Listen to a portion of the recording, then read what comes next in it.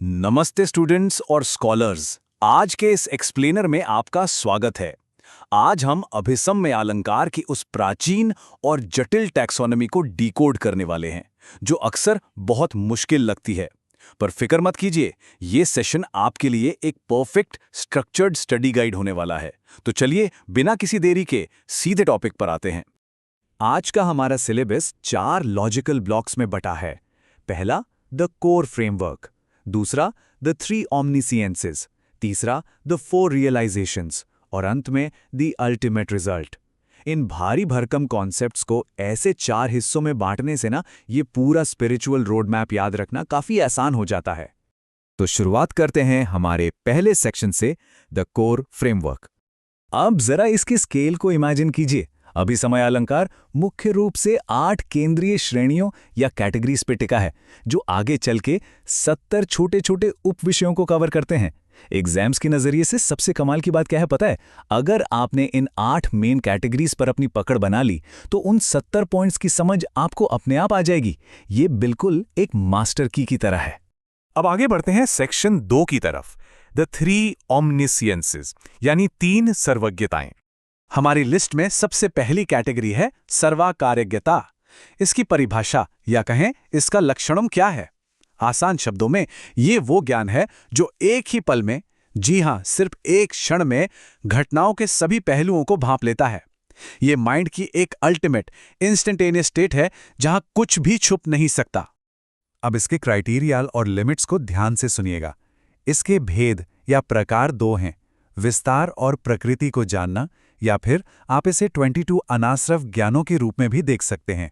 और इसकी अवधि यानी लिमिट, वो सिर्फ और सिर्फ बुद्ध भूमि तक ही सीमित है।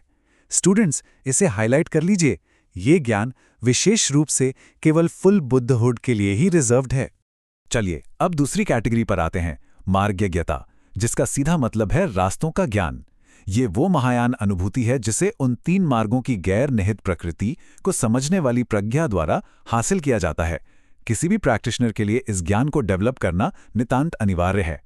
इसके क्राइटेरिया में 4 प्रकार आते हैं, श्रावक, प्रत्येक बुद्ध, महायान और आर्य मार्ग। और इसका जो विकासात्मक टाइमलाइन है वो बहुत ही स्पेसिफिक है। इसकी शुरुआत खास तौर पर महायान दर्शन मार्ग से होती है और ये बुद्ध अवस्था तक जाती है। अब बात करते हैं तीसरी सर्वज्ञता की, जिसे सर्वज्ञता या वस्तुज्ञता भी कहते हैं। ये असल में सभी धर्मों में व्यक्तियों की निस्वार्थता की एक बहुत ही बेसिक मूलभूत अनुभूति है। इसकी जड़ें हीनयान अप्रोच में गहराई से जुड़ी हैं। आप इसे एक फाउंडेशनल नॉलेज मान सकते हैं। इसके क्राइटेरिया के 2 प्रकार हैं, जो इस बात पर निर्भर करते हैं कि ये जन जननी से दूर हैं या करीब, और इसकी लिमिट्स काफ़ी ब्रॉड हैं। ये श्रावक दर्शन मार्ग से शुरू होकर पूरे रास्ते बुद्ध अवस्था तक फैली हुई हैं। तो एग्जाम्स के लिए आपको इन दोनों में कंफ्यूज बिल्कुल नहीं होना है। आइए हाईएस्ट ओमनिसियंस और फाउंडेशनल ओमनिसियंस की लिमिट्स को कंपेयर कर लेते हैं। देखिए, सर्वकार्यज्ञता की लिमिट केवल बुद्ध अवस्था है, ओनली बुद्धा स्टेज, जबकि इसके उलट सर्वज्ञता की लिमिट श्रावक दर्शन मार्ग से शुरू होकर बुद्ध अवस्था तक जाती है। अगर आपने इन दोनों का ये अंतर याद कर लिया तो समझो आपके कॉन्सेप्ट्स एकदम क्लियर हैं। आगे बढ़ते हैं सेक्शन 3 पर, द 4 क्लियर रियलाइजेशंस। अब हम थ्योरी से निकलकर प्रैक्टिकल एप्लीकेशन की तरफ जा रहे हैं। हमारी चौथी कैटेगरी है सर्वाकारा अभिसंबोध। ये एक प्रैक्टिशनर का मेडिटेटिव विजडम यानी ध्यानात्मक प्रज्ञा के जरिए पिछली तीनों सर्वज्ञताओं के साथ एक्टिवली जुड़ना है। यही वो जगह है जहां थ्योरी और प्रैक्टिस का एक बहुत ही खूबसूरत तालमेल देखने को मिलता है। और यकीन मानिए, इसका स्कोप बहुत बहुत विशाल है। इसमें 173 डिटेल्ड एस्पेक्ट्स या फिर 20 कोर एप्लीकेशंस शामिल हैं। और इसकी जो लिमिट है वो महायान संभार मार्ग से लेकर बोधिसत्व के फाइनल मोमेंट तक जाती है। मतलब ये पूरी की पूरी बोधिसत्व की आजीवन आध्यात्मिक यात्रा का एक विशाल हिस्सा कवर कर लेती है। 5वीं कैटेगरी है मूर्धाभिसमय। संस्कृत में मूर्ध का मतलब होता है चोटी या एकदम पीक। तो नाम से ही पता चलता है कि ये तीनों सर्वज्ञताओं पर ध्यान लगाने का एक पीक एप्लीकेशन है जो पूरी तरह से शून्यता पर टिका है। ये एक प्रैक्टिशनर की मेडिटेशन का एकदम सर्वोच्च बिंदु है। इस पीक रियलाइजेशन के 4 मुख्य स्टेजेस हैं, प्रयोग, दर्शन, भावना और निरंतर अवस्था। और इसकी सटीक बाउंड्री एप्लीकेशन की ऊष्मा या हीट स्टेट से शुरू होकर सीधे बोधिसत्व के अंतिम क्षण तक जाती है। हमारी छठी कैटेगरी है आनुपूर्विका भी समय। अब देखिए, ईस्टर्न फिलॉसफी में हमेशा से स्टेप बाय स्टेप यानी क्रमिक स्थिरीकरण पर बहुत जोर दिया गया है। ये भी वही सीक्वेंशियल एंगेजमेंट है जिसे इस तरह डिजाइन किया गया है कि ये तीनों सर्वज्ञताओं को एक एक करके बहुत ही सिस्टमैटिक ढंग से आपके भीतर स्थिर कर सके। इसके क्राइटेरिया में 13 अलग अलग वेरिएशंस हैं और यहाँ एकेडमिक पॉइंट ऑफ व्यू से एक क्रूशियल बात नोट कीजिए। इसकी लिमिट महायान संभार मार्ग से तो शुरू होती है, लेकिन ये बोधिसत्व के उस फाइनल रियलाइजेशन वाले मोमेंट से ठीक पहले, जस्ट प्रायर, खत्म हो जाती है। उस आखिरी छलांग के लिए ये तैयारी है। और इसी के साथ हम आते हैं 7वीं कैटेगरी पर, एक क्षणाभिसंबोध।